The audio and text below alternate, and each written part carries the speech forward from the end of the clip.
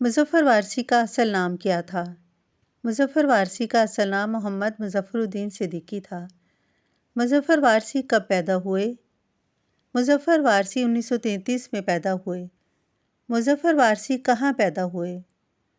مظفر وارثی بھارت کے شہر میرٹھ میں پیدا ہوئے۔ مظفر وارثی نے ابتدائی تعلیم کہاں سے حاصل کی؟ انہوں نے ابتدائی تعلیم میرٹھ سے حاصل کی۔ مظفر وارثی کا تعلق کس طرح کے گھرانے سے تھا؟ مظفر وارثی کا تعلق علمی اور ادبی گھرانے سے تھا۔ مظفر وارثی نے اپنی ادبی زندگی کا آغاز کس صنف سے کیا؟ انہوں نے اپنی ادبی زندگی کا آغاز غزل سے کیا۔ مظفر وارثی کی شاعری کے اہم موضوع کون سے ہیں؟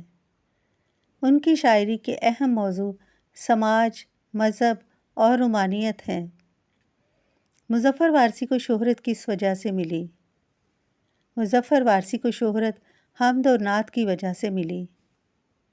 مظفر وارثی کا انتقال کب اور کہاں ہوا؟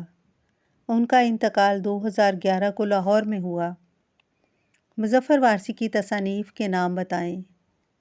باب حرم، لہجہ، نور دل، الحمد، لا شریک، میرے اچھے رسول، لہو کی ہریالی، دل سے در نبی تک۔ مظفر وارثی کو کون سا تمغہ ملا؟ مظفر وارثی کو 1988 میں تمغہ حسن کارکردگی ملا۔